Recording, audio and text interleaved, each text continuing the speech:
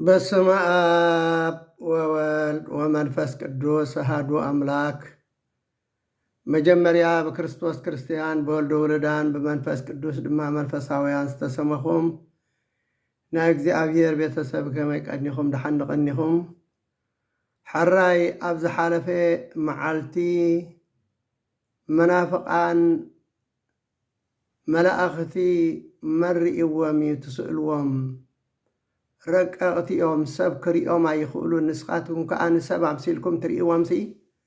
ሰብ እውን ኣይመስሉን እንዳበለት እትዛረብ ሓንቲ መንእሰይ ጓል ኣምፅየ ነይረ። ንሳ ናብዚ ከምፃ ዝኽኣልኩ ንሳ ኣኺልዋ ሙሉእ መዓልቲ ብዛዕባ ተዋህዶ ዘይትፈልጦ ልዕሊ ዓቕማ ዝኾነ ኣብ ምፅራፍ እያ ትውዕል። ካልእ ዋላ ሓንቲ ቁም ነገር የብላን። እቲ ንኣኣ ከምፃ ዝኽኣልኩሲ ምናልባት መናፍቃን ተዋህዶ ዘይፃረፍ የብሎምን እንዲዮም ዘይኮነ ሓሶት ዘይዛረብ የብሎምን። ግን እዚኣሲ ሙሉእ መዓልቲ ኣብ ቲክቶክን ኣብ ፌስቡክን ሙሉእ መዓልቲ ክትፃረፍ እሞ ከዓ ክዳን ኣባጊዕ ተኸዲኖም ክመፅኹም እዮም ከም ዝተባሃለ ተዋህዶ ተመሲላ ክትሪኣ ከለኻ ጻዕዳ ክዳን ተኸዲና ልክዕ ከምዘን ትምህርቲ ሰንበት ናይ ኦርቶዶክስ ተዋህዶ ቤተ ክርስቲያንና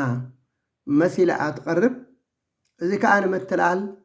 ንምስሓት ንምግጋይ ኢላ እትገብሮ እያ። ምክንያቱ እዚኣሲ ተዋህዶ እንዲያ ኢሉ ሰብ ፅን ክብላ ክሰምዓ። ስለዚ ብውሽጦም ዝብንጥሉ ተኻሊኦም እሞ ክዳን ኣባጊዕ ተኸዲኖም ካብ ዝመፅኹም ተኻሉ ተጠንቀቑ እዩ ዝብለና። ስለዚ ካብዞም ከምዚኦም ዘመሰሉ ንኣና ተመሲሎም ተዋህዶ ተመሲሎም ከጥፍኡና ክምንጥሉና ዝሓስቡ ካብዚኣቶም ክንጥንቀቕ ይግባአና እዩ። ሓራይ ካብቲ ትብሎ ቁርብ ከሪአኩም እየ። ድሕሪ ሽዑ ናብቲ መላእኽቲ ይረአዩ ድዮም ኣይረአየን ድዮም መፅሓፍ ቅዱስ እንታይ ይብል? ኣነ ዘይኮንኩሲ መፅሓፍቲ እንታይ ይብለና ናብኡ ክወስደኩም እየ። ምዕራፍን ቁፅሩን እቲ መፅሓፍቲ ከዓ ካብቲ ናትና ህታም ዘይኮነስ ምናልባት ናቶም እዩ ገለመለ ምእንትን ከይብሉ ካብቲ ናቶም ህታም ናይ መናፍቃን ዝሃተሞ ካብኡ ዋላ ብዙሕ ጉድለታት እኳ ይሃልዎ እምበር ብቑዕ መስረጂ ዝኾነ ኣሎ ማለት እዩ። ኣብኡ ንመርትዖ ዝኸውን ኣሎ። ስለዚ ካብቲ ናቶም ህታም ገሪአ ዝቕርበልኩም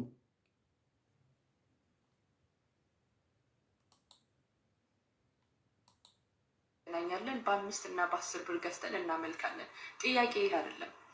መላእክትን የታይታችኋቸው ነው? ሚካኤል ይሄን ይመስላል፣ ገብርኤል ይሄን ይመስላል፣ ሩፋኤል ይሄን ይመስላል እያላችሁ እነሱን ፎቶ ወይም ደግሞ ስዕል የምትስሉበት ምክንያት ከየት ነው ምንጩ? ንገሩ። ሕጂ እንታይ ኣትብ ዘላሲ መላእኽቲ ሲ ኣበይ ርኢኹም መምኹም?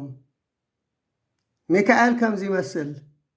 ገብርኤል ከምዚ ይመስል እናበልኩም ትስእሉሲ ካበይ ምንጩ ኣበይ ረኺብኩም መምኹም እያ ትብለን ዘላ።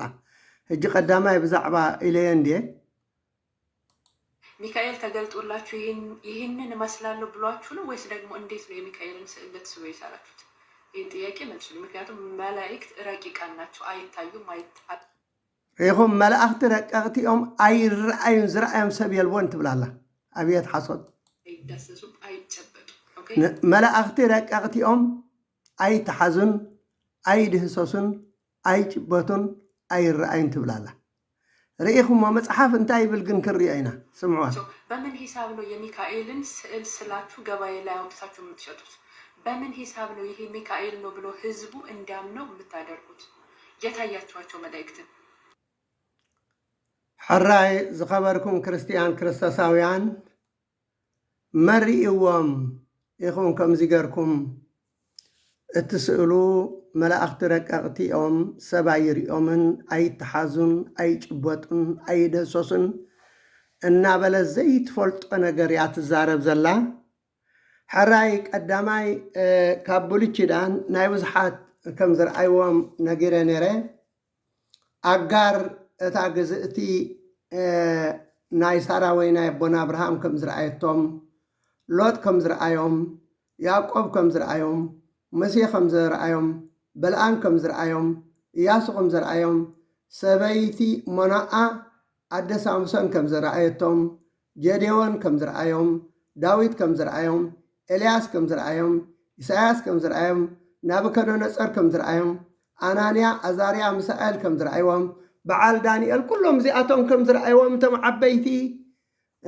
ነቢያት ዝበሃሉ ብሓገዝ ናይ መላእኽቲ እግዚኣብሔር ይሕግዝዎም ይድግፍዎም ከም ዝነበሩ እሞ ይርእዎም ከም ዝነበሩ ኣብ ብሉይ ኪዳን ርኢናዮ ማለት እዩ ሎሚ እንሪኦ ኣብ ሃዲስ ኪዳን እዩ ኣብ ሃዲስ ኪዳን ኣብ ወንጌል ሉቃስ ምዕራፍ 1 ፍቕዲ 9 ክሳብ 11 እንተሪኢና ከም ልማድ ካህናት ናብ ቤተ መቅደስ ኣምላኽ ኣትዩ ዕጣን ክዓጥን ብዕጫ በፅሖ ይብለና መን እዚ ኣቦኡ ንዮሃንስ መጥምቅ ዘካርያስ ማለት እዩ በቲ ግዜ ዕጣን ከዓ ኩሉ እቲ ህዝቢ ብወፃ ኮይኑ ይፅሊ ነበረ በቲ ወገን የማን መሰዊዕ ዕጣን ድማ መልአኽ እግዚኣብሔር ደው ኢሉ ተረኣዩ ሃይረአዩ መርእይዎም እያ ትብል ዝነበረት ኣብዚ ግን ኣብቲ ቤተ መቅደስ እናዓጠነ ከሎ ዘካርያስ ካህን ኣቦ ዮሃንስ መጥምቕ ብወገን መሰዊዕ ዕጣን ድማ መልአኽ እግዚኣብሔር ደው ኢሉ እንታይ ኢሉ ተረኣዮ ዘካርያስ ከዓ ምስ ረኣዮ ሰንበደ ፍርሓቱን ወደቆ ይብል ኣይገርመኩምን ምስ ረኣዮሲ ሰንቢዱ ፍርሓት ከዓ ወደቆ ምክንያቱ መላእኽቲ የፍርሕዮም የሰንብድዮም የደንግፅዮም ትርኢቶም ከም መብረቕ ክዳንን ከዓ ፃዕዳ ከም ብረት ስለ ዝኾነ ምስ ረኣዮ ዘካርያስ ነቲ መልኣኽ ሰንቢዱ ይብለና እቲ መልኣኽ ድማ በሎ ይብለና መን እዩ ዘካርያስ ጸሎትካ ተሰሚዑ ኢልካ እሞ ኣይትፍራሕ ምክንያቱ ፈሪሑ ስለ ዝነበረ ኣይትፍራሕ ይብለሎ ሰበይቲ ከዓ ኤልሳቤጥ ወዲ ክትወልድ እያ ስሙ ዮሃንስ ክሰሚዕ ከዓ ንሱ ሓጎስ እንተድላን ክኾነልካ ብልደቱ ከዓ ብዙሓት ክሕጎሲኦም በሎ ይብለና ክቡራት ክርስቲያን ክርስቶሳውያን ሃረአይዎ በሉ ተሓሰቶም ንመላእኽቲ ንቅዱሳን ሰባት ይመፅዎም ይረአይዎም ይዛራረቡ ምስኦም እዮም ዘካርያስ ከዓ ነቲ መልኣኽ ኣነ ኣሪገ ሰበይተይ ከዓ ዕለታ ሓሊፊ እሞ ነዚ ብምንታይ ክፈልጠ ይኽእል በሎ እቲ መልኣኽ ከዓ መሊሱ በሎ ኣነ ኣቅድሚ ኣምላኽ ዝኸውን ገብርኤል እየ ዘረበካ ነዚ ክዛረበካን ኣበስረካን እየ ናበኻ ዝተላኣኩ በሎ ስለዚ ዘካርያስ ክኣምን ስለ ዘይከኣለ እምበኣር ነቲ ዘረባይ ስለ ዘይኣመንካ ክሳዕቲ ሕፃን ዝውለድ ዓባስ ክትከውን ኢኻ ምዝራብ እውን ክስእን ኢኻ ኢሉ ከም ዝቐፅዖ እሞ ዮሃንስ ተወሊዱ ክግዘር ከሎ ኣፉ ከም ዝተኸፈተ እዩ ዝገልፀልና ሃራይ ቀፂልና እቲ መልኣክ ከዓ መሊሱ በሎ ኣነ ኣቅድሚ ኣምላኽ ዝኸውን ገብርኤል እየ ክዛረበካ እዚ ድማ ከበስረካ እየ ናበኻ እተላኣኩ እኖ ከዓ ነቲ ብግዚኦ ዝፍፀም ዘረባይ ስለዘይኣመንካ ክሳዕታ እዚ ሕፃን እዚ ዝኾነላ መዓልቲ ዓባስ ክትከውን ኢኻ ምዝራውን ክስእን ኢኻ ምስ በሎ ዓባስ ከም ዝነበረ ከዛሪቡ ይኽእል ከም ዘይነበረ ኢና ንርኢ እቶም እኩባት ሰባት ከዓ ንዘካርያስ ይፅበዩ የነበሩ እቲ ኣብ ቤተ መቅደስ ምንጓይ ኣስተንከሮም ምስ ወፀ ድማ ክዛረቦም ኣይከኣለን ሽዑ ኣብ መቅደስ ረኣይ ከም ዝረኣየ ፈለጡ ንሱ ድማ ብኢዱ ኣመልከቶም ዓባስ ኮይኑ እውን ይነብር ነበረ ክሳብቲ ሕፃን ዝውለድ መዓልቲ ማለት እዩ በዚያ የብቅዐን ኣብ ሻድሻይ ወርሒ ይብለና ቅዱስ ገብርኤል መልኣኽ ንዘካርያስ ምሰበሰሮስ እንደገና ኣብ ሻድሻይ ወርሒ ከዓ ኣብ መበል ሻድሻይ ወርሒ ገብርኤል መልኣኽ ናብ ናዝሬት እትበሃል ዓዲ ገሊላ ናብ ሓንቲ ድንግል ካብ ኣምላኽ ተላእከ ንሳን ዮሴፍ ዝበሃል ሰብኣይ ካብ ቤት ዳዊት ተሓፅያ እያ ስምእታ ድንግል እቲኣ ከዓ ማርያም ይብለና ናብ ኣደና ቅድስቲ ድንግል ማርያም ከዓ ንኻልእ ግዜ ይለኣኽ ኣሎ እቲ መልኣኽ ናብኣ ኣትዩ እቲ መልኣኽ ናብኣ መፂኡ ኣቲ ምልእተ ጸጋ እግዚኣብሔር ምሳኺ እሞ ባህ ይበልኪ ካብ ኣነስቲ ብርኽቲ ኢኺ በላ ካብ ኣነስቲ እንታይ ኢልዋ ተባረኪ ኢኺ ብርኽቲ ንሳ ምስ ረኣየቶ ይብለና ኣስተውዕሉ ንሳ ምስ ረኣየቶ መሪእዎም እያ ትብል ዝነበረት ጓል ዘዓቕማ ትሓልም ዘዓቕማ ትዛረብ ንሳ ምስ ረኣየቶ መን ኣደና ቅድስቲ ድንግል ማርያም ምስ ረኣየቶ በቲ ዘረኡ ብኡ ሰንበደት እዚ ከምዚ ዝበለ ሰላምታ እንታይ ኮን ይኸውን ኢላ እውን ሓሰበት እቲ መልኣክ ከዓ በላ ማርያም ኣብ ቅድሚ ኣምላኽ ጸጋ ረኺብኪ እሞ ኣይትፍርሒ ኣብ ቅድሚ ኣምላኽ እንታይ ጸጋ ረኺብኪ ኢኺ እሞ ኣይትፍርሒ እኖ ክትጠንሲ ወዲ እውን ክትወልዲ سمخا يسوس كسوم يأخي نسو عبي خون ودل علون كبهاليو اجزي عبير أملاخ دما زفان أبو داويد كوبايو أبيتي أقوب كأن زل عالم تايك خوني كنقس من قستقا مودعتا يبولون بلاي بلنا مريم دمايو مريم كأنت ملأخ إذي كسب أي كيف لتكو مالت كي تمرعخو سب أي كيك أربني كما يلخو خون يخير بلطو اتملأك ملسو منفس قدس كوردكي حايل الألون كسللكيو سلازي كأ أتي زولد قدوس ود أملاك بهالي بلا مسدنا قدس تنقل مريم قلت يا تزارب زلا النار آياتو إزارة بازلوت ملأخ النار آياتو قال بقال إذا قول عقن ملأختي سبايري أمن أي رأيون أي دهسوسون أي جبتون أتبل زنبرت عدنا قدست دنقل مريم قن مسا أي زارب الله يرد الله أنا دنقلي كما يقر خوني خيل زي تملعخو سب أي زي قربني كما يقر خون بسالتو أتملعك ملسو منفس قدس كوردك حيل للكسلك سلازي إتي كابا خزولك قدس ود أملاك بهالي بلايبر إنه مخنياتو مناخ أنتايلو إنه إلسابيت تتعزمت كوكوا نأملاخ سعانا نقر سلازيلبو أب إرغانا ودت أنساء الله نتا مخان اتبهال إذي ورحزي سادسايا يبلا مريم كأنه أنا باريا أجزي أبيرين كم تزارا بخايخون اللي يبلت اتمال أخدما كاب أخده بكا منا يخون اللي مسولتو كاب أخده نفس الحقده بكا كده يخون كده ندحر زي رأي خوي نخدا كما يقر خمس خده كما يقر خمس مسأة من فليتو كما يقر تصحيفو باتقناتي مريم تنسيات قلاطفة نزباني هدانا بحن تعدد يبت نابي زكارياس آتي خاني إلسابي سلام بلتا إلسابي لما قال سلامتا مريم مسمعت تحسان أكرسا بحاقوس تسراسره بعبيد صعولا كعبلا نسخي كمان استبرك فيخي فريخر سخون برخي عدو قيتانا باكت ركابي كون اللي إنه أدمس سلامتا خمس سمعكو اتأكس إذا الحسان بحاقوس تسراسره بلد ها أتا كم أتا مدرتي آخايلو شعك زي ريخم مجم قويتانان أملخنان بدحانينان يسوس كريستوس كمتي قدوس جبريل ملاخ زبسرة عدنا قدست دنجل مريم تشعت ورحن حمشت معلتن أكبداس أيراتو تسأنيسو مستولده أبتا مدرتي آبليتي مالون كحلو أمرر زحادر وقاسوت نباري بلنا قويتانان أملخنان بدحانينان يسوس كريستوس أبيت لهم مستولده مالتي ملأخ እግዚአብሔር አብ ጥቆኦም ደው በለ ክብሪ እግዚአብሔር ከአብ ዙሪኦም በርሄ ሪኹም በርሄ ናይመን ክብሪ እግዚአብሔር እቶም መላእክቲ ብርሃን ብዙሕ ፍርሓት ከአፈርሑ ንሳቶም ፈሪሖም በቃ መላእክቲ ብርሃን ስለ ዝኾኑ ማሕሉ ምስ በርሀብቲ ከባቢኦም ፈሪሖም እቶም ምጓሶት ይብዘላ እቲ መልአኽ ድማ እንሆሎሚ መድሓኒ ኣብ ዓዲ ዳዊት ተወሊድኩም ስለ ዘሎ ንሱ ከዓ ክርስቶስ ጎይታ እዩ ንኹሉ ህዝቢ ኸውን ዓቢ ሓጎስ የበሰረኩም ኣለኹሞ ኣይትፍርሑ በሎም ይብለና ኣይትፍርሑ ብዙሓት ሰራዊት ሰማይ ሓደ ጥራይ ነበረን ብዙሓት ሰራዊት ሰማይ ድማ ብንገት ሃንደበት ምስ መልኣኽ ተፀምቢሮም ክብርን ኣምላኽ ኣብ ላዕሊ ሰላም ከዓ ኣብ ምድሪ ኣብ መንጎ እቶም ስምረት ኣምላኽ ዘለዎም ሰባት እናበሉ ንኣምላኽ ኣመስገኑ የመስግኑ ነበሩ ኮነ ድማ እቶም መላእኽቲ ካበታቶም ናብ ሰማይ ምስ ደየቡ ሪኢኹም ካበታቶም ይርእዎም ነይሮም ቶም ጓሶት ሪኢኹም እዛ ቆልዓሲ መሪእዎም ትብል ኣንቱ ሰባት እቲ መፅሓፍ ክሳብ ክንዲዚ ጥቕራን ክሳብ ክንዲዚ ሓሶት ከኣሎ ድዩ ሰብ ዝፈልጦ ቃላሲ ኒቅና ይተቐተላ ይብሉ ቦታትና እዚ ከምዚ ኢሉ መፅሓፍ ሙሉእ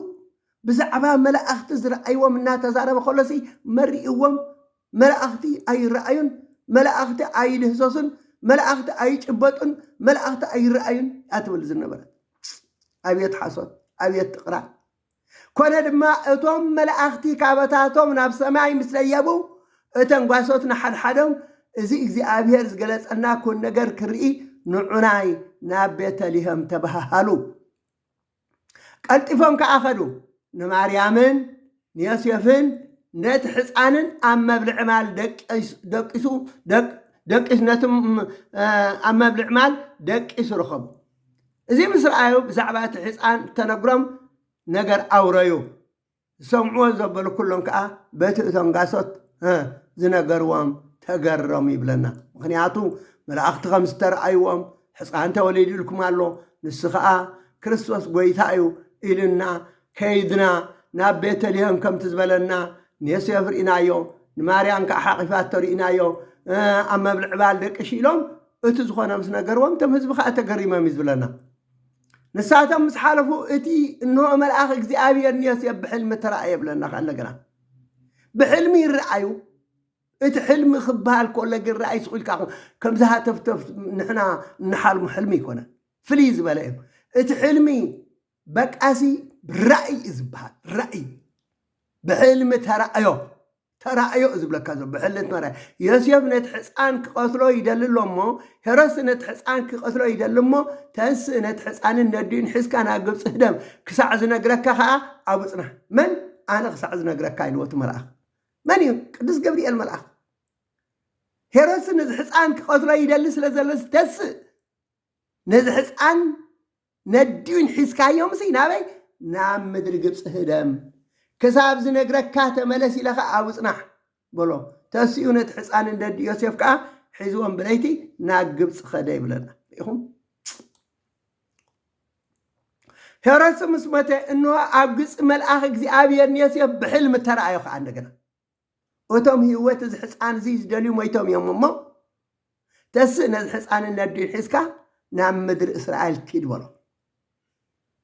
ዮሴፍ ድማ ተንስኡ ነቲ ሕፃን ነዲኡን ሒዙ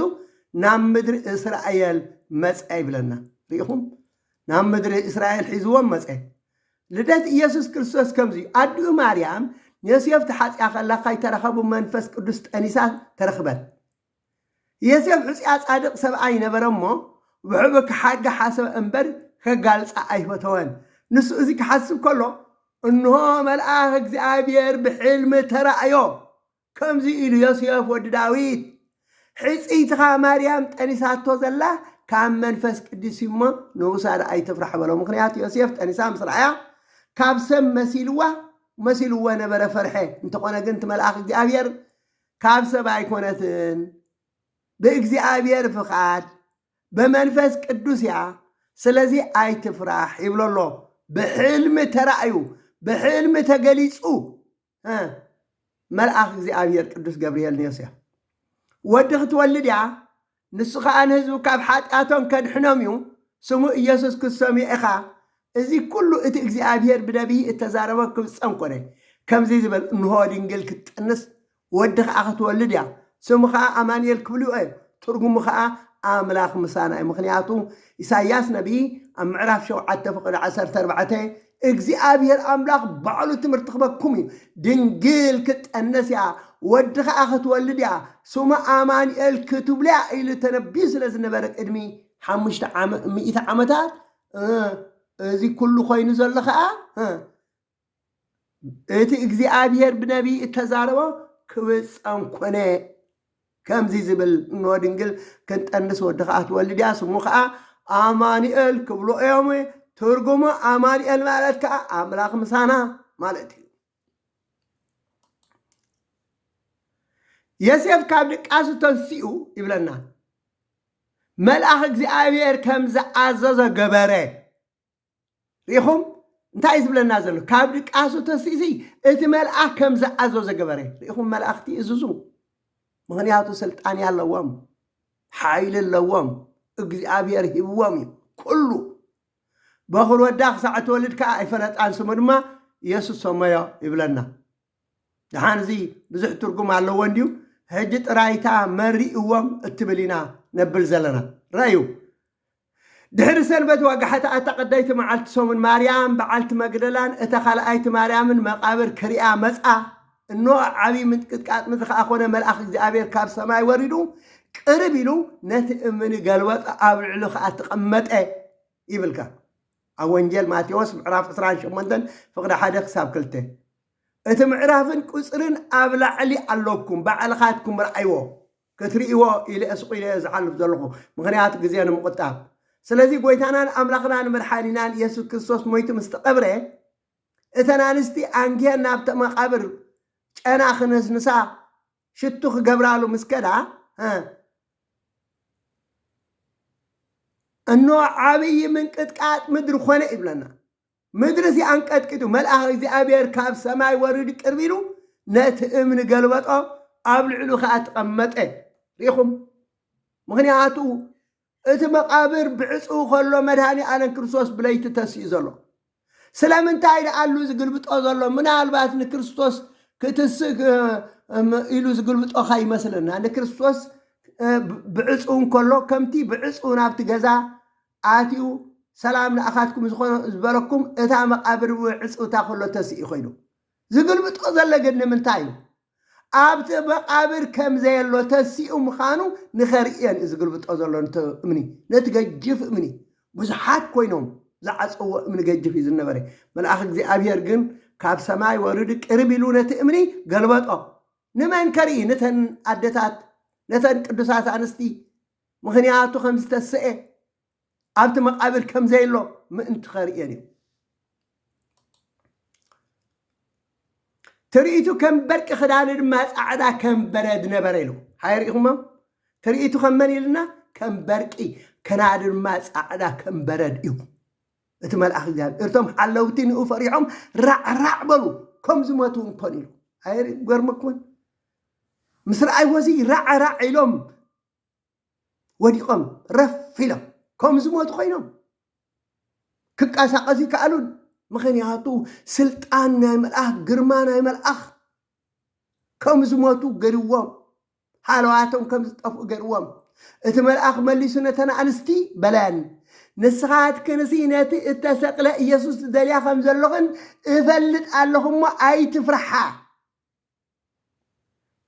تفرحا كم تزبلو تسيو أمو أبزيلون نتا قويتا تنبير واز النبرة سفرة نعنا رأيه هاي ريخو زقلبت أنت لكم نرى كريستوس أبو سلازلو نكريستوس كخفتلو إلى أيقونان نتا نشتخريان إلى لكم نرى حجي انت قبلنا له موتا كم تزبالو تسي أمو أبزيلون نتا قويتا تنبير الله زنبرة نتا قويتا تقبير الله زنبر سفرا نعنا رأيا إلى أرأيا مقال تفركن أكيدا أمو كاموتا كبتسأن دك أمزامرتن قرؤم إنه نابقى لله قدمكم أب أخطري وإيخم إنه نقلك كنا الله خبالانة ملاك أول جل مارك أسوين معرف حاجة 10 شدشتك أسر حاجة كساب كلته طيب سنبت مسحالفة مريم بعلت مقدلان مريم أداء قومن سلوميان كيدن كلاخيو قريت عدقا مالشتو مالتيو بتا قداميت معال سومن نقوه صحاك تبرق والله نام مقابر بصح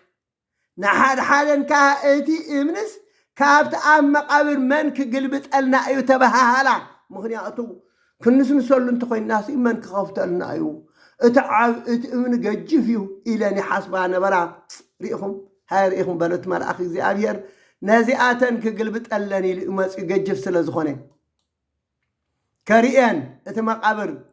كريستوس ابت مقابر كم زي له خريان ات امن ازي جزيف نبرمو نلعل جزن انت تمتها تقلبي طرعيو نام مقابر اتيان صعدا خدان اتخذنو بصحي اب يمان تقميط رأيا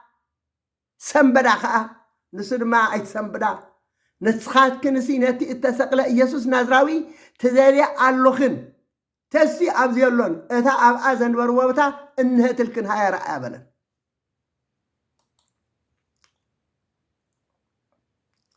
كدار أنا دك أمزامرتون نبيتروس الناقليلا قدمكم يكم تزول خاء أبو خطري وأخم يلكن نقرأهم بلن من كتكاتن سنبادن حزوان نبرمو كام مقابر وزئن حدما فرحان سلزنا برخا نحادكوا عين قران إبن بتقدم ما يتبعال سومن يبلنا وانجل لقاس كأندجنا شتو حيزن ካልኦቱ ንሰታተን አንጌ ናብቲ መቃብር መጻ እቲ እምኒ ከዓ ካብቲ መቃብር ተገልቢጡ ረኸብኦ ኣብኡ ኣትየን ከዓ ስጋ ጎይታ ኢየሱስ ኣይረኸባን ኮነ ድማ ብዛዕባ እዚ ክግረማ ከለዋ እንሆ ብርቅርቅ ዝብል ክዳውንቲ እትኸድኑ ክልተ ሰብኣይ ኣብ ቅድሚአን ደወሉ ፈሪሐን ገጸና ምድሪ ምሳኣተነና ከዓ ንሳቶም ንምንታይ ነት ህያው ኣብ ማእከል ሞታት ትደልዮ ኣለኽን ንኢየሱስ ተንስኡ ኣብዚዮሎን ነቲ ኣብ ገሊላ ከሎ ወዲ ሰብ ኣብ ኢድ ሃጣን ክውሃብ ክስቀል ብሳልሰይቲ መዓልቱን ክትስእ ብግዲኡ ኢሉ ዝነገረክን ዘከረኦ በልኦን ነቲ ዘረብኦ ከዓ ዘከረኦ ይብል ዘከራ ምክንያቱ እቶም መላእኽቲ ርኢኹም ይረኣይዎን ኣለዉ መን ርኢዎም መላእኽቲ ኣትብል ነይረ ኣስተውዕሉ መን ርኢዎም እዞም ኩለን ቅዱሳት ኣንስቲ እቶም 4 ወንጀላውያን ንሱ ይትመሰረት እምነት ናትና ኩሉኻ ወንጀል ዝብለኩም ዘለኹም ወንጀላዊ ሉቃስ ወንጀላዊ ማርቆስ ወንጀላዊ ማቴዎስ ወንጀላዊ ዮሐንስ ዝበልዎ ቃል ጥራይ ዘንብበልኩም ዘለኹ ንሱ እቲ ዓብዪ መፅሓፍና እቲ ቀንዲ እምነትና ካብቲ መቃብር ተመሊሰን ድማ እዚ ኩሉ ነቶም 11 ነቶም ካልኦት ኩሎም ነገርኦም እዘን እዚ ንሃዋርያ ዝነገራ ድማ ማርያም በዓልቲ መግደላን ዮሐናን ማርያም ኣደ ያዕቆብን መሳታተኑን ካልኦት ኣንስቲ እየን ማርያም ግና ይብላ በወንጀል ዮሐንስ ምዕራፍ 11 ፍቅሪ 12 ማርያም ግና ኣብቲ ኣብ መቃብር ደው ኢላ ትበኪ ነበረት እናበኸየት ከዓ ናብቲ መቃብር ድንን ኢላ ኣብቲ ስጋ ኢየሱስ ዝነበሮ ጻዕዳ ክዳውንቲ ዝተኸድኑ ክልተ መላእኽቲ ሓደ ብትርኣስ ሓደ ከዓ ብትርጋጽ ረኣየት ክንደይ ክልተ መላእኽቲ ርያ ጻዕዳ ክዳውንቲ ዝተኸድኑ ሓደ ብትርኣስ ሓደ ከዓ ብትርጋጽ ረኣየት ማለት ሓደ በቲ ርእሱ ዝነበሮ መድሃኒ ዓለም ክርስቶስ ሓደ ከዓ በቲ እግሩ ርያ ማለት ጻዕዳ ክዳውንቲ ዝተኸድኑ ክልተ መላእኽቲ ማርያም ግና ኣብቲ ኣብ መቃብር ደው ኢላ ትበኪ ነበረት እናበኸየት ከዓ ናብቲ መቃብር ድንበለት ኣብቲ ስጋ ኢየሱስ ዝነበረ ጻዕዳ ክዳውንቲ ዝተኸድኑ ክልተ መላእኽቲ ሓደ ብትርኣስ ሓደ ከዓ ብትርጋጽ ረኣየት ምስ በለና ንሳቶም ከዓ እቶም መላእኽቲ ኣቲ ሰበይቲ እንታይ የብከየክሎ በልዋ ንሳ ንጎይታይ ወሲዶሞ ኣበይ ከም ዘንበሮ ከዓ ኣይፈልጥን በለቶም እዚ ኢላ ንድሕሪ ኣገልጽ በለት እሞ ንኢየሱስ ደው ኢሉ ረኣየቶም ኢየሱስ ምዃኑ ግና ኣይፍለጠትን ይብለና ሪኢኹም መላእኽቲ ይሪኦም ኣለዋ እዘን ቅዱሳት ኣንስቲ ንሳ እንተዘይረኣየቶም ሰብኣ ይረኣዮም ኢላ ክትሕሱሲ እዚ እንታይ ኣምፅኦ እንታይ ገዲሽዋ ኣብዚ ኩሉ ሓጢኣት ተኣቱ ዘይትፈልጦሲ ኣይፈልጦን ምባል ሓጢኣት ኣይኮነን ንዝፈልጦ ምሕታት ሓጢኣት ኣይኮነን ሓጢኣት ግን ዘይትፈልጦ ከምዚ ጌርካ ምሕሳው ከምዚ ጌርካ ምጥቃር እዚ እዩ ከምዚ ጌርካ መምሃዝ ዳኣሉ ሓጢኣት እምበር ንዘይትፈልጦ ምሕታት ነውሪ ይኮነን ሽዑ እቲ ሊቀ ካህናት ምስቶም ምስኡ ዝነበሩ ኩላቶም ኮይኑ ንሳቶም ከዓ ሸረ ሰድቃውያን እዮም ኣብ ግብሪ ሃዋርያት እዩ ከዓ እዚ ቅንኣት መሊእዎን ተስኡ ኣእዳዎም ዘርግሖም ከዓ ንሃዋርያት ሓዞም ናብ ቤት ማእሰርቲ ህዝቡን ኣእተዎም ይብለና ምክንያቱ ሃዋርያት ብዛዕባ ጎይታናን ኣምላኽናን መድሓኒናን ኢየሱስ ክርስቶስ ካብ ሞት ከም ዝተስአ ናብ ሰማይ ከም ዝዓረገ ክምብሩ ምስ ሰምዑ ሽዑ እቶም ሊቃነ ካህናት ምስቶም ምስኦም ዝነበሩ ኩላቶም ኮይኑ ንሳቶም ከዓ ሸረ ሰድቃውያን እዮም ቅንኣት መሊእዎም ተንስኡ ኣእዳዎም ዘርጊሖም ንሃዋርያት ሓዞም ናብ ቤት ማእሰርቲ ከዓ ኣእተውዎም መልኣኽ እግዚኣብሔር ግና ብለይቲ ሃይራይዎ መልኣኽ እግዚኣብሔር ግና ብለይቲ ማዕጾ ቤት ማእሰርቲ ከፊቱ ንወፃኢ ኣውፅኡ ኪዱ ኣብ ቤተ መቅደስ ደው ኢልኩም እዚ ቃል ህይወት እዚ ንህዝቢ ንገርበሎ እዚ ምስ ሰምዑ ኣብ ኣጋማሕታ ድማ ኣብዘይ ኣስተውዕሉ መልኣኽ እግዚኣብሔር እንታይ ገሩ ብለይቲ ማዕጾ ቤት ማእሰርቲ ከፊቱ ንወፃኢ ኣውፅእዎም ሃይርኢኹም መስኪ ከምዚ እንዳበለካስ መሪእዎም መላእኽቲ ኣይረኣዩን መላእኽቲ ኣይድህሰሱን ملائكة أيجبطون مالت انتاي مالتو أبيت مقدس دو إلكم إذي كل قال هوات نهزم نقرو إذي مسمعوا أب أقامو قحمدرين أبيت مقدس آتيهم هارو إتلك أكهنات أتوم مسؤزلو قنا مسؤو أتو على كلهم عبيت لك إسرائيل لما كبو سوعو كم سوان كأ نبيت ما أسرت لأخويل كم سوان كفردوهم نبيت ما أسرت زلو إمسلوهم أتوم قلعو قنا مسمسؤو أبيت ما أسرتي أي رخبوا من تمارسهم إتي بيت ما أسرت تعاسيو بقول له ما قد إيميلوا زقرم كويو بعصو يمثلني كي تخفتي بقول له ما قد إيمو وتم حلوت أفدق قدو إلهم صاني حمنا مسكفتنا يقنا أوشتو حادو كوا أي رخبنان إلهم نقروام اتحالق حلوت بيت مقدسن لك أمت كانت زنقرزي مسمعو انتا كون يخون زي إلهم بزعوا أم زبلوات أفقوهم مخنياتو تم حلوتي مفتح حزو أيف قدوم سلازخونه إنت مفتح مسمان ينرو مستوم لك أنا كهنات ينرو حدا مسئقنا أتم أبيت ما أسرت زأتهم ممسباتسي إنه أبيت ما قدس دو إلو من هزبي يمهر إلو نقر شعوتي لك حلق أحلوتي بيت مقدس مستنقلاو كيدو أمسهم إتي هزبي بداربا أمني كي قدرهم سلاس فرحقنا أيقافعوا من يبل كاسئلو أب قبل هاريات معراف 10 فقر حاجة قصاب 3 تريناون بيت زمانتي نقوس هيروس أب حيالو كابتا محبر كفوك قبرم إيدو زرق حيبلنا كفوك قبرم نعقب حوية سيفكا يوهانس كا أسيفو بسيف قتلو إذن أيهود باكم زبلا مصر آياد ما وسيغني بيطرس عزو أنا بعالك إجاخ أنا بريه مسحازو خا ناب بيت ما أسرتاعتو دحر فاسقا ناب هزبي كوصو دليو باربعة خوينهم زحلو 4 مدب عقيت أحلفها بو بصنع باك خلو بيطرس كمزي إلو أبيت ما أسرتي حلو نبري إذا ما حبرقنا ما أنتو كل جزيه ناب أملاخ تسأل نبرتي بل تسأل نبرت هيورسيكا قربا مسحاسبه بدا قيد ما أزل ليتي لا عملتكم زلومي كقربا مدب كلوسي بتاقيد ما خمسة مالي هرسي كقربا مسحسبة بتاقيد ما أزل ليتي بيطرس بخلت تمقع تأثيره أما نقول خلت عقيت خلت وتهدر لك إيش قالله وتم حلو تخاء أفدق إتبيت ما أسرتي كوينهم يحلوا نبرو أستوعلوا كبرات كريستيان كريستيان إنه عمل أخذ زي أبير أبتقاء دوبله أبتقاء من أبتقاء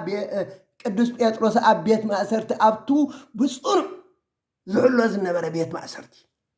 أبتا بيت ما أسرت دما برهان برهي زي أبير أملاق يخبر مسجد نبيطرس مثلا قالوا تنكيو هاي ريخم أي تنكفون أي تنسوسن يعتبرون نبيطرس مثلا قالوا تنكيو دكيسي نرو تنكيو قالت إيه كاتسي إلى أبارابرو اتموقع وحد ما كابا أداو ورقي أيقر مكمن كساب كندزي كقلت كساب كندزي سلطانكو إذا اللهم ملأختي رأيهم ما تسبيكم حواتي 9 مئنتن كينو حاني قلت إفا إز خيزا لكم مبرهي قبر اللي لون قن تدقاقينكم استوعلوا إخم إنه عمل أخذي أبير أبتخو دو بلي أبتا بيت ما أسرتن ما برهان برهي بيطرس مثلا قالوا تنكيو قلت إف كاتسئلو أبارابرو اتمقع وحد ما كابا أداو ودقه كابا أداو بيطرس ودقه رأي وتحيلهم اتملأك أتعتق أسأن كاخا أتبرو نسل ما كم قبره اتملأك كدان كاتخدن مسعبني برو نسون وز يسعبو قن أخي رأي زر إذا الله يمسلو أنا برنبر اتمال أخذ هنا حقي مخانو آيستوعلن رأي زريئو نمسلو نرو مخنياتو سي كساع كندزي زأكل سي زقرم نقر سلازخونا قريم موي نوتون قدامين كالا عين بري أفيفيت زحلو مسحالفه نابتنا أي كتما زأتو مع حدسين بسحو بعلون تخفت اللهم قح بلا بعلو وزين كأ الداباباي مسحالفو شعوت ملأخ كاو تسورين كاو تسورين كن مشعقن انتاي يري أنا رو ملأتي قدس بيطرس صعبني إلوه سعبني الدحري سعابي له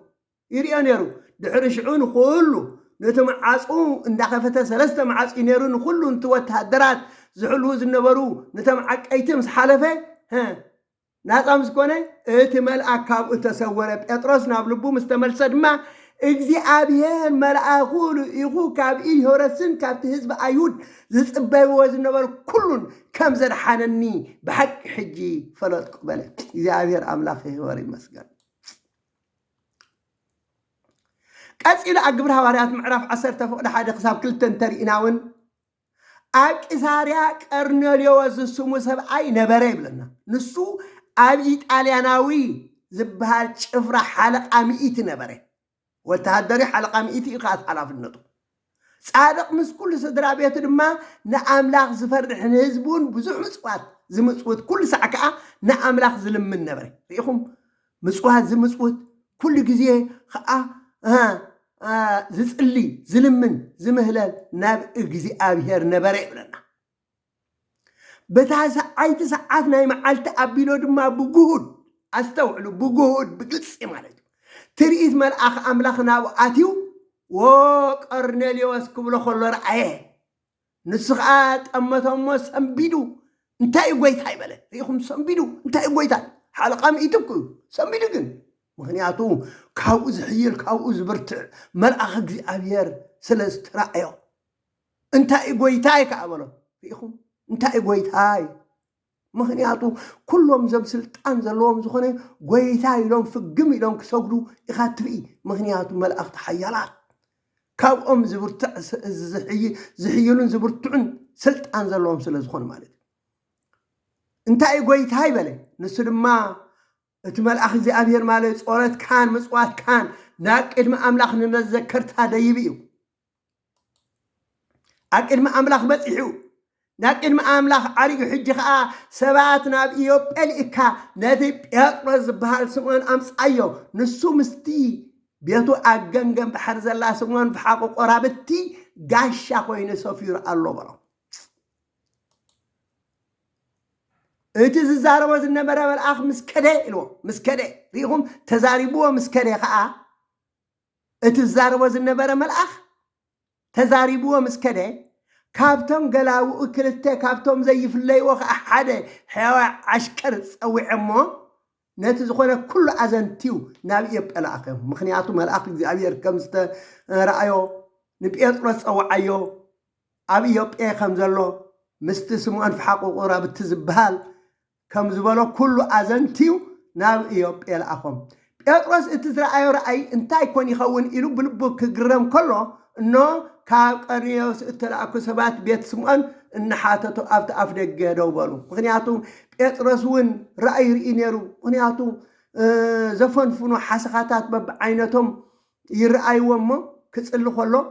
تحرش حريد كابلا عيلوان بيترس ويتاي رخصن زفن فن الناب أفياتي أي فلتن بلو مانت أملاخ زنصها نسا رخص أيت والله إلوانا برا مغنياتو قرنيليوس كاوغن أحزاب سلازنا بري أحزاب اتم أيهودي فنفنوا من أبقهم يسنبرون أبقهم يحوسوا مسؤما يبلعوا مسؤما يستيو سلازنا برنا قزؤما يأتوا سلازنا برنا رغوصات يخما يتبال إلو رأي يزرلو بيطرس اتزرأي رأي انتا يكون يخون إلو بلبوك كقرم كله انو اتم كاب قرنيليوس تلاقوا سبات بيسمون نحاتتو أفت أفدق بدو ولينا سوي عنك اتب يطرس بحال سمون أو قاشا كوينو سفير انت اللي حاتتو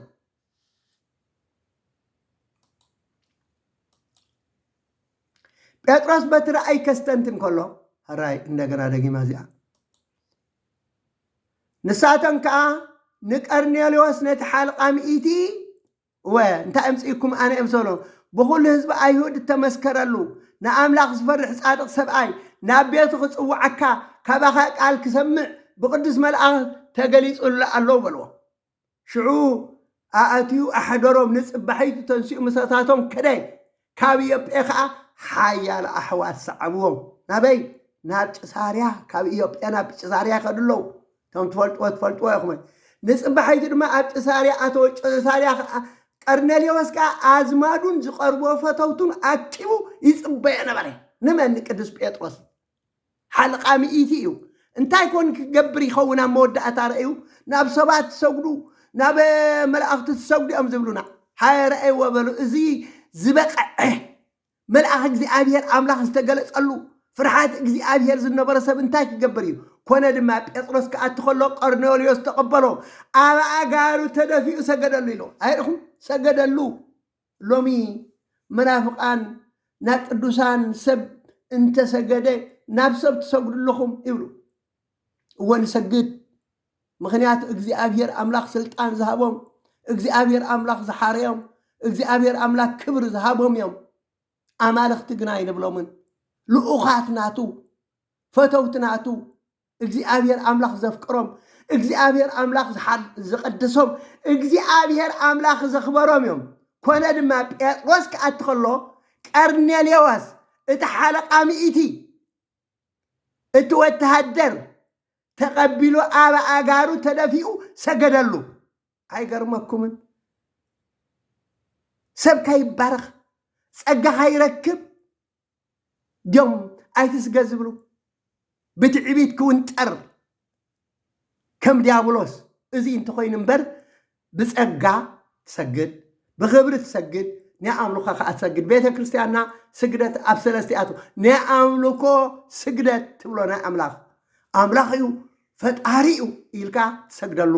ናይ ጸጋ ስግደት ከዓ እግዚኣብሔር ኣምላኽ ጸጋ ሂብዎ በረኸት ሂብዎ ኢልካ ትሰግደሉ ናይ ክብሪ ከዓ ንዓበይቲ ሰባት ድዩ ንሰበ ስልጣን ድዩ ናይ ክብሪ ከዓ ድንን ኢልካ ትሰግደሎ ማለት ስለዚ ኮነ ድማ ጴጥሮስ ክኣቲ ከሎ ቀርኔሌዎስ ተቀቢሉ ኣብ ኣጋሩ ተደፊኡ ኣብ ኣጋሩ ፍግም ኢሉ ሰገደሉ ይብል ጴጥሮስ ገና ኣነ ድማ ከማኻ ሰብኤ ተስኢሉ ኣተሶ ይብሎም ሪኢኹም ምክንያቱ ናይ ትሕትና ከማኻ ሰብኤ ተስኢሉ ኣተሶ ወይ ስቁላ ክብል ኣይብልን ግድን ትሕትና ከዓ ክገብር ስለ ዘለዎ ጴጥሮስ ግና ኣነ ድማ ከማኻ ሰብኤ ተስኢሉ ኣተሶ ምስኡ እናተዛረበ ኣተው ኣብኡ ድማ ብዙሓት ሰብ ተኣኪቦም ረኸቦም ምክንያቱ ፈተውቱ ኣዕርኽቱ ኣዝማዱ ሒጁ ይፅበዮ ስለ ዝነበረ ጴጥሮስ ምስ ኣተወ ናብቲ ገዛ ብዙሓት ሰባት ፀኒዕዎ ሕጂ ንኣይሁዳዊ ሰብኣ ይብሎ ምስ ናይ ካልእ ህዝቢ ሰብ ክሕወስ ወይ ናብ ቤቱ ክኣቱ ከም ዘይግባእ ንስኻትኩም ትፈልጢኹም ንኣይ ግና ንሓደ እኳ ከይፍንፍን ወይ ርኩስ ከይብል ኣምላኽ ርኢኒ ርኢኹም ተርኣይ ዓንተ በዝበልኩኹም ማለት እዩ እቶም ሓሳኹ ዝመስሉ እቶም ዘፈንፍኑ ሕጂ ኣምላኽ ርኩስ ዝበሎ ሰብ ኣየርክሶን ኢሎም እዞም መናፍቃን ዝረኸቡ እዮም ዝበልዑ እዚ ምሳሌ እዚ ነቶም ዘይተገዝሩ ኣህዛብ ርኩሳት እዮም ኣይትበልዎም ንምባል ደኣ እምበር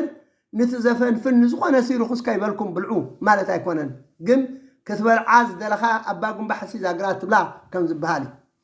ንዓይ ግና ንሓደ ሰብ እኳ እዩ ዝብል ዘሎ ንሓደ ስጋ እኳ ይበለን ንሓደ ሰብ እኳ ከይፍንፍን ወይ ርኩስ እዩ ከይብል ኣምላኽ ርኢ ንሓደ ሰብ እኳ እትብል ዘላ ተቃል ንሰባት እዩ ዝበለ እምበር ነቶም ዝብልዑን ዘይብልዑን ነቶም ፍንፍናትን ዘይፍንፍናትን ዝተባሃሉ ፍጥረታት ኣይኮነን ንሓደ ሰብ እኳ ከይፍንፍን ወይ ርኩስ እዩ ከይብል ኣምላኽ ርኢኒ እዩ ምእንቲ እዚ ድማ ምስልኣኩምለይ ስግድ ከይበልኩ መጻኩ ሕጂ ከዓ ብዛዕባ እንታይ ከም ዝለኣኩምለይ ሓተኩም ኣለኹ ኢሉ ሓተቶም ቀርኔሌዎስ ድማ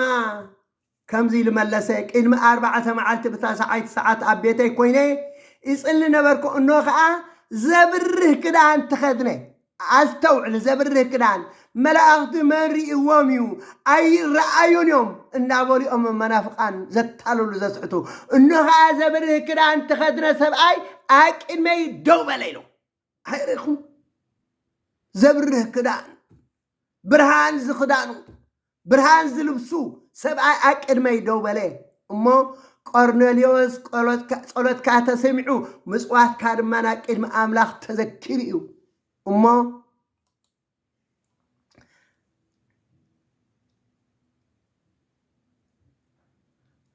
إلني إلو ينقر الله مالتو قتلنا كنسجرنا ريخم كم زيلوت كله تو نجر وقرنا ليوس تزجات أمو ملاك زي أبير كم زرعيو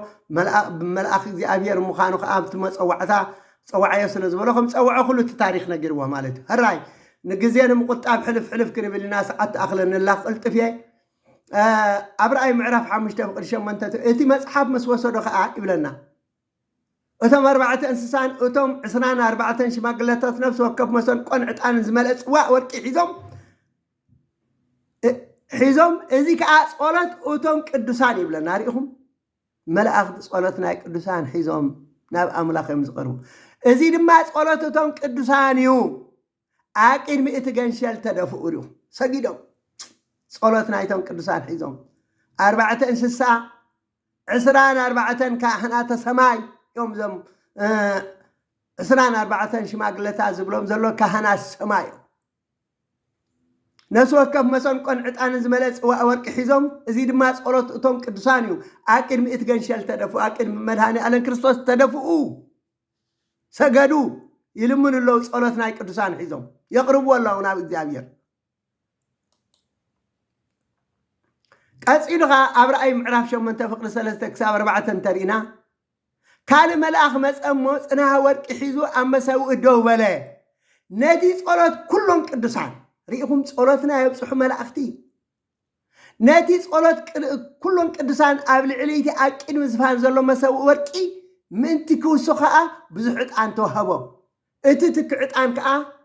مستي صلاتنا يتون قدسان استوعلو مستي صلاتنا يتون قدسان كوينو كاب إيد ملأ كمن كاب إيد ملأ زي ناقد ما أملاخ ديبه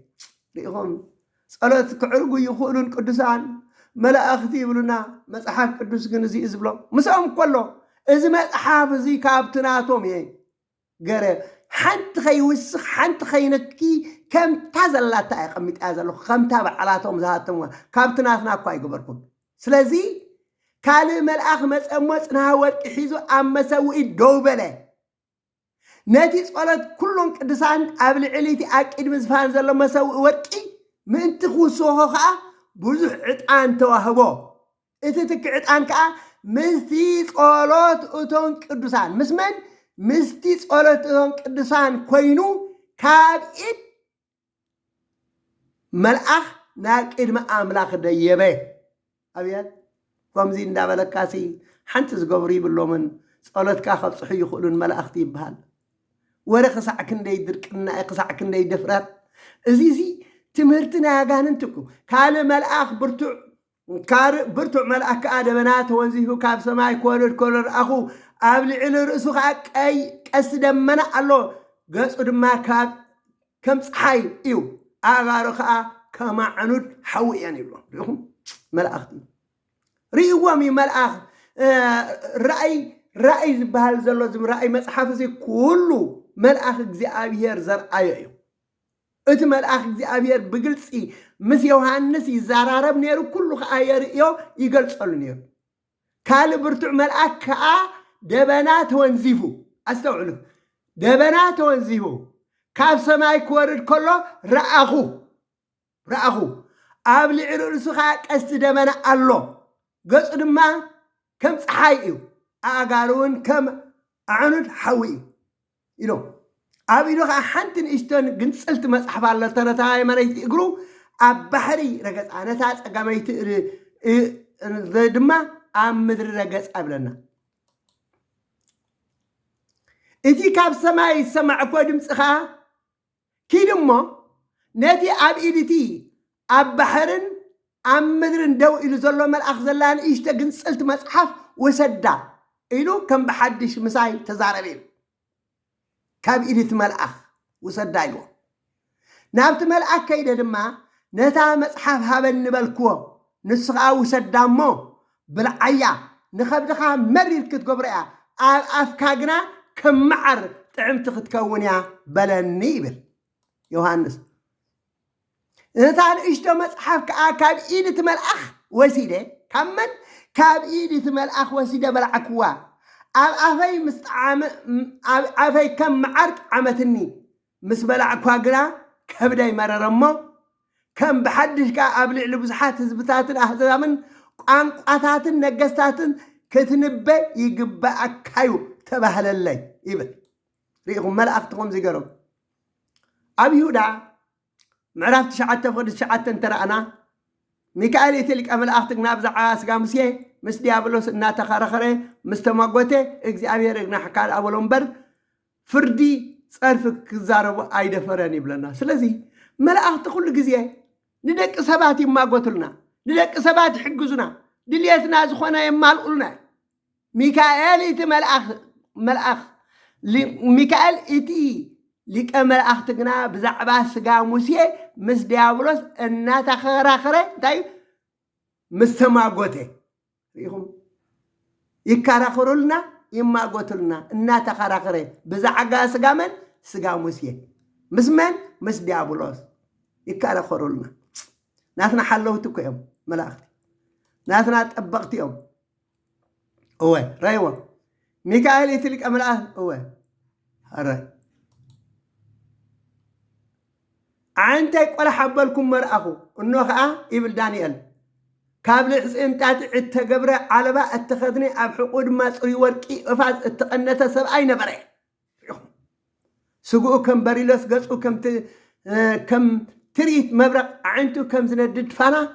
ቀላፃም ኣዕጋሩ ከም ሩሱን ኣዝራሪ ድምፂ ቃላቱ ድማ ከም ድምፂ ብዙሕ ማያት ነበረ ይብለና ሪኢኹም ናይ መላእክቲ ሓይሊ ማለት ድምፂ ቃላቱ ሰማዕኩ ድምፂ ቃላቱ ምስ ሰማዕኩ ከዓ ወይናይ ጠፊኡ ገፀይ ናብ ምድሪ ወደቁ እንዶ ከዓ ተንከትኒ በብራኸይን ብግና ዓዳዊን ከዓ ኣተንስኣኒ ንሱውን ኣታ ዳንኤል ኣዚኻ እተፈተኻ ሰብ ኣነ ሕጂ ናባኻ ተላኢኸ እየ እሞ ነቲ ኣነ ዝነግረካ ቃላት ኣስተውዕሎ ቀጥ ኢልካ ድማ ደው በለኒ እዚ ቃል እዚ ምስ ተዛረበኒ እናንቀጥቀጥቁ ደው በልኩ ይብል በለኒ ድማ ዳንኤል ካብታ ልብኻ ናብ ምስትውዓል ዘቕናዕካላ ርእስኻ ኣብ ቅድሚ ኣምላኽ ዘትሓትካላ ቀዳመይቲ መዓልቲ ጀሚረን ቃላትካ ተሰሚዐን እየን እሞ ኣይትሸበር ምእንቲ እዚ ነዘን ቃላትካ ከዓ መፅአ እነኽበሎ እቲ መስፍን መንግስቲ ፋርስ ግና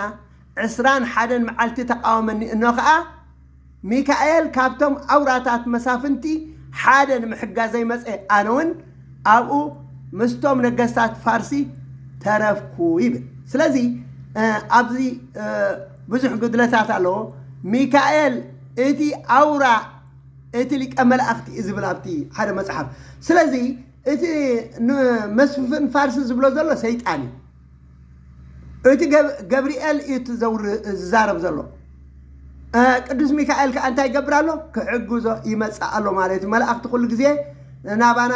እናመፁ ይሕግዙና ይድግፉና ከምዞ በቲ ዘበን እቲ ሚካኤል እቲ ምእንቲ ደቂ ሰብ ዝቐውም ዓብይ መስፍን ክትንሲ እዩ ሽዑ ዘመን ፀበባ ክኸውን እዩ ከምኡስ ካብታ ህዝቢ ዝዓለውላ ጀሚሩ ክሳዕታ ግዜ እቲኣ ከቶ ኮይኑ ኣይፈልጥን በታ ግዜ እቲኣስ ህዝብኻ ኣብ መፅሓፍ ተፃሒፉ እተረኽበ ዘበለ ክድሕን እዩ በለኒ ሪኢኹም መላእክቲ እዮም እናተረኣዩ ዝዛረቡ ዘለዎም ምዘን ቅዱሳን ድሕሪ እዚ ዓብይ ስልጣን ዘለዎ ካልእ መልኣክ ካብ ሰማይ ክወርድ ከሎ ረኣኹ ብኽብሩን ምድሪ በርሄት ኢልዎ ኣይገርመኩምን ብኽብሩሲ ዓብይ ስልጣን ዘለዎ ስልጣን የብሎምን እዮም ዝብሉ መናፍቃን ዓብይ ስልጣን ዘለዎ ካልእ መልኣክ ካብ ሰማይ ክወርድ ከሎ ረኣኹ ብኽብሩ እውን እንታይ ኢሉ ምድሪ በርሄት ብኽብሩ ምድሪ በርሄት መሮም ዓመቕን ሓደ ገዚ መቑሕን ኣብ ኢዱ ዝሓዘ መልኣኽ ድማ ካብ ሰማይ ክወርድ ከሎ ረኣኹ ንሱ እውን ነቲ ገበል ናይ ጥንቲ ተመን ሓዞ እዚ እቲ ዲያብሎስ ሰይጣን 1000 ዓመቱ ኣሰረ ይርኢኹም መላእክቲ ሓይሊ ኣለዎም ስልጣን ኣለዎም ነቲ ናይ ጥንቲ ገበል ዝብሎ ዘሎ ከዓ ነቲ ነቦና ኣዳምን ነደና ሔዋንን ዘታለለ ዘስሓተ ዲያብሎስ እዩ ዝሕዞ ዘሎ ሒዙ ከዓ ዝኣስሮ ዘሎ ማለት እዩ ነቲ ዘስሕቶም ዲያብሎስ ናብቲ እቲ ኣራዊትን እቲ ነቢይ ሓሶትን ተደርበዩ ቃለ ሓውን ዲንን ተደርበየ ንዘለዓለም ዓለም ከዓ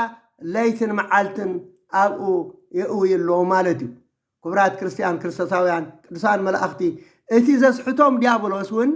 ናብቲ እቲ ኣራዊትን እቲ ነቢይ ሓሶትን እተደርበዮ ቃለ ሓውን دينين تدربين زلالن كأ ليتن معالتن كسايق يوم يبل سلازي ملأختي يواقعلنا نتو مغاننتي سيئاونتي خاء ناب جهنم أسات ملأختي كل جزية ندق سبات مسحجزو ندق سبات مسردقو ندق سبات مسدقفو يوم كمية تسرحهم محجات ندق سبات مقلقال ندق سبات صلوتنا يدق سبات ناب እግዚአብሔር يمصو ندق سبات كأي حلو كم معات يوصو ምናልባት كأ كقصعون سلطان اللهم حيل اللهم جن بزيادة أبناء سلام زموس يوم اسكي كان ملأختن منهم إيو نسأل أطخام مرقز إقرها سعز قبرهم أبي مناي تقمت أزولهم كلاتهم دو نقل قلوت أتهم مرحان كورسو زلوهم زل أخو منافست أقل قلوت أيكونين يزبلنا رأيكم ملأختسي نتهم ندحنات زتحارنا زتمرسنا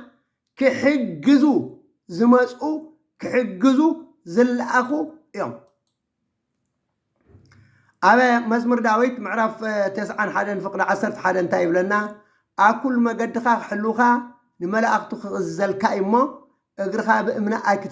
كايتعنك أفزي أبلي على آداوم كسعرو خايم لنا أكل ما قدخا حلوخا نملأختي الزلنا زي أبي الأملاك حلونا نملأختي الزلنا ملأختي قاي حلونا إذا مسكين زي قدس داويت دايبل أب 34 فقر 6 إذا مسكين زي إغزابير سمعوكا كل صبوخا الحنو ملأخ إغزابير أبزوريا أتوم زفرحوا يسفر يناقفون كعب النار يخم أبزوريانا ملأخ انتالو أبتوم إغزابير أملاخ نفرح أبزوريانا انتالو ملأختي يحلونا يكالاخلونا يوم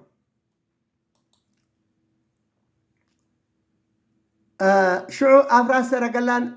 أبزيك أبكال أين قسم عراف شدشت فقد 14 تايب لنا سرياويان ناب إسرائيل كورو مسيهم يزبلنا اتقالاتنا ويحسل زغنا بعصروتا قالينا نخير شعو أفراس سرقلاتاتن بزح سرقلاتا سراويتن غيرو ناب أسردهم بليت مسيهم دما نزاخة ما كبابوا يبلنا ناب إسرائيل مسيهم اتقلي أنا أملاخ سب نا إلسا مالتيو أنجي تسيو مسمس أي خاء إنه سراويت مس أفرازن سرقلاتاتن نتاقة ما كبيوان بري اتقلي آدم ما آية قويتاي انتا كن قبرينا بولوني إلسا مالتي مخنياتو سراويان أخبيبومنا كودونا أم كتفونا أمي بولو إبن سلازي نبي إلياس قن انتايلو نسخة كابتهم مساتاتهم زلو مسانا زلو يبزحي أمو أي تفرح بلو مخنياتو إزم تري أم زلخا سبات يوم كاب أم زبزحو ملأختقن أبزوريانا اللو أمو أي تفرح بلو الله سلازي إجزي أبير أملاخنا بقدسان ملأختقرو انت الأفرحاتنا إجزي أبير اللينا قوينو كونو عسبات قوينا سأقام كي رخبنا شجر كي يرخبنا أبزريانا خوينهم ملأختي يحلونا يوم نسخة كابتهم مساساتهم زلو مسانا زلو يبزحي أمما أي تفرح بلي إلسا ما وهو أملاخ بلي يلمنا كألغو كرئيس أعين تخفت الله بلو ريخم كريوم نتوم أبزريهم زلو ملأختي إلسا يريهم الله مغنياتو بقع سلازغونه اتو مسو زلو سبجن ايريوم زلو سلازي إلسا انتايلو وإغزابير إلمنك قالو خرز أعنت خفت إيلو صلي إغزابير كأعنت إتمان إساي كفتمو رأي إنه دما أبزوريا إلسا أتي كرن نحو أفراسن سراغالاتات مليئو ونبري زي أتم ملأختي سلازي كبرات كريستيان كريستاساويان ملأختي يحلونا ملأختي يكالخلونا ملأختي يحجزنا ملأختي يرأيو كم زي منافقان نخسحتو نختللو ملأختي مرئيوم ملأختي حيلي باللومن ملأختي كردو يقولون ملأختي كعجزن يقولون زلوا زي كونسي ملأختي يرأيو يحجزنا يدقفونا أبزوريانا قوينو كل جزي يحلونا أبتع عنتبو تزبلكم أبتع عنتبو انتا إلى نرى ቅዱስ ሚካኤል ምዃኑ መስፍን ኢላ ሓሊፋ መስፍን እሲ ሰብዲዩ ዋላ መን ምዃኑ ኣይትገልጽን እያ ነራ ስለዚ ኣብቲ ናትና ህታን ግን እንታይ ይብለና እቲ መስፍን መንግስቲ ፋርስ ግና 21 መዓልቲ ተቃወመኒ ይብል ተቃወመኒ መስፍን ናይ ፋርስ መን እዩ ዲያብሎስ ሰይጣን እዩ ኣነ ኣብ ፋርስ በይነይ ተሪፈ ስለ ዝነበርኩ ሚካኤል ሓደ ካብቶም ሊቃነ መላእኽቲ ሕግዘኒ መፀ ረኣይዋ ኣኹም ዛ ምዕራፍ ጠቕስ እዚኣን كحجزن متى إنه ميكائيل حدا كابتم لك أنا ملأختي كحجزن متى إسرائيلي ندحراي كوني بلا نسلزي إثناء ما نفقان قدرتات علوم قدرتات كن بسخنة ولا عسر تجزي قدرتي هاللون بر مرتعون منافقان زخون بتناتهم مسحفتون مري زلوا مخنياتون إحنا تجمعنا نتايو نساتهم آمناي كتشيم أبصولتي اللون أب مهللا يلون أب لمانا يلون أب سجدان يلون أب صوم يلون أول حنت يلون مخنياتو سيد أنا وبهر تلابيسهم سلازلو كما يجرح حسينا سمن التالي الإلهم حدا أقصدات نخالي إلو استزربت أقصي كملو استزربت جركا أمسيلكا أنا مزراب أقوم زي أم توافرهم زلومو كبرات كريستيان كريستوساويان كابزم مسحتي كابزم متاللتي كابزم بدناغرتي كندحن يقبأنا قاتلنا اب امنتنا صنيعنا نزرخوس منفس